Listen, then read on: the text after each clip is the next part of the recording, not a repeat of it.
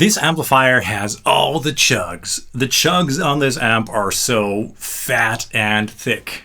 This is the Diezel VH2, an amazing amplifier. German engineering, so it's very solid and it's quite heavy, but it can take a beating for sure. But it looks beautiful and it sounds amazing too. So this is the VH2. It's kind of the baby brother of the VH4, which you probably all know, a very famous boutique amplifier. And today we're going to take a quick look at this wonderful marvel of engineering and also talk a little bit about how I captured this amplifier into the quad Cortex. Okay, let's start by taking a listen to a clip of this amplifier through my ENGL 4x12 XXL cabinet, mic'd with a single SM57. Take a listen.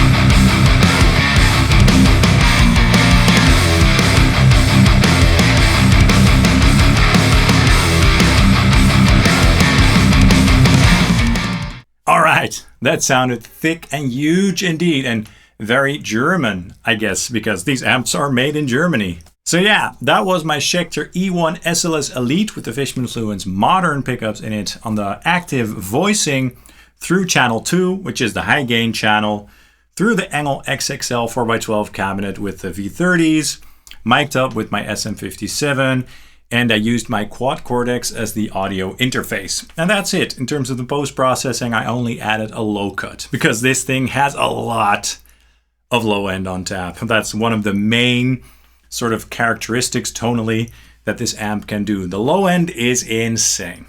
Now, 2 channels, 100 watts, and this one is equipped with 4 EL34s. They also make them with KD77s, I believe, and maybe even other tubes, 6L6s perhaps, but this one has the EL34s, and it sounds magnificent. The clean channel is beautiful. It does a bit of crunch as well, and then channel 2 does all the dirt. And by the way, I also did a full demo and review of this amplifier not too long ago on the channel, which you can watch up here or down here if you're interested in hearing this amplifier in many different settings with different types of guitars. But yeah, I mentioned that this amplifier is sort of the baby brother of the VH4. The VH4 has 4 channels, clean channel, a crunch channel, and then 2 gain channels. And channel 4 has the biggest amount of gain, so to speak. And you can kind of do the same thing with this amplifier, but then in 2 channels. So the clean channel also does a light crunch. And then channel 2 with the gain has all the amounts of gain that you'd want, from a light crunch all the way up to a soaring high gain. And the way that the EQ interacts and how the controls react is quite interesting on this amplifier.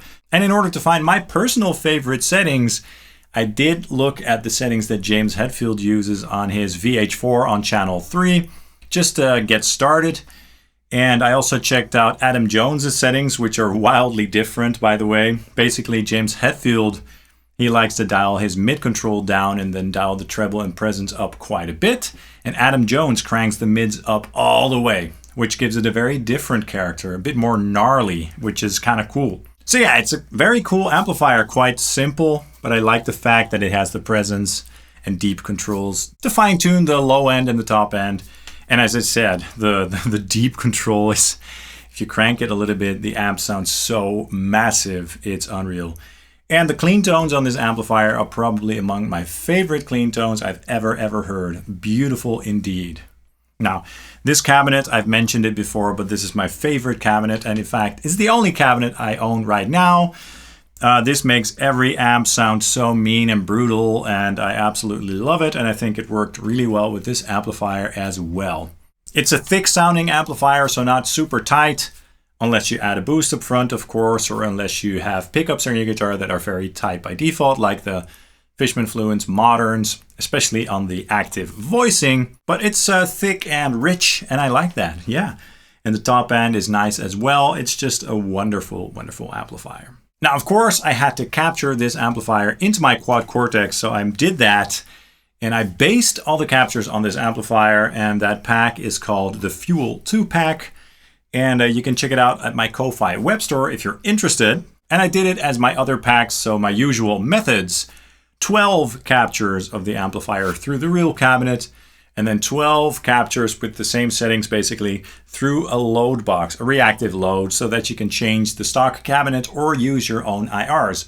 Now, when I was making those captures, I was using an IR from ML Sound Lab from the Mega Oversized package, which is a wonderful pack based on the Mesa Boogie Oversized 4x12 with Celestion V30s. So I recommend using that pack to get in the same ballpark as I intended with this pack. But of course, you can also use the stock cabinets.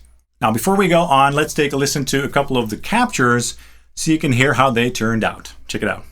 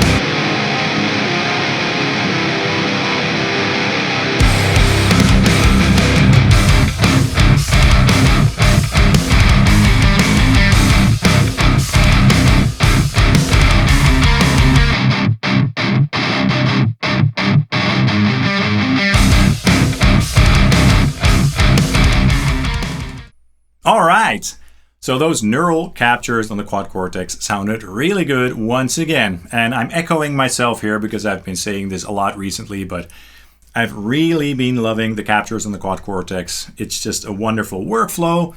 They are easy to make, they are super accurate, and it's really awesome how you can incorporate them into presets and use the scenes to change the channels and all that good stuff.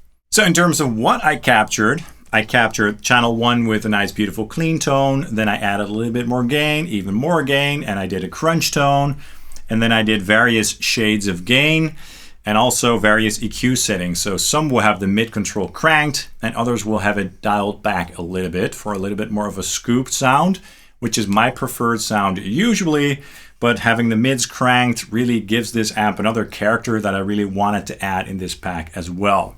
And what I did was, as usual, put the 12 captures of the XXL cabinet into one preset and all the direct captures in another preset. So if you buy the pack, you'll get those presets and all the captures will be loaded into those presets. And I'm going to have scenes programmed in there with my favorite captures of the bunch. Start at the first scene to get a clean tone, and then we'll move up in terms of the gain. And then usually scene F is like my favorite sweet spot of the amplifier that I love the most. And then there's also a scene at the end with a boost pedal up front, so you can kind of hear how that sounds. Now what I'm going to do is grab my ESP LTD EC1000T CTM in vintage gold satin with the Will Adler Fishman set in the bridge, and just try some of the captures so you guys can get an idea of the tones that are included here. Take a listen.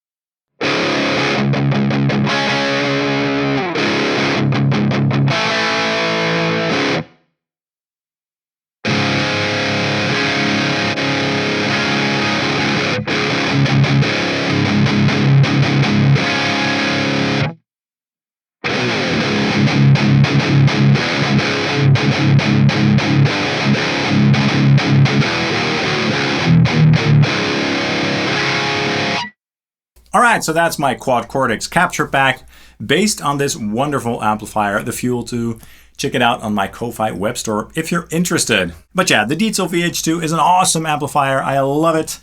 I bought it like a year and a half ago or so, and it's definitely in my top 10 amplifiers. It's impressive, and as I said, it sounds absolutely massive. It's unbelievable.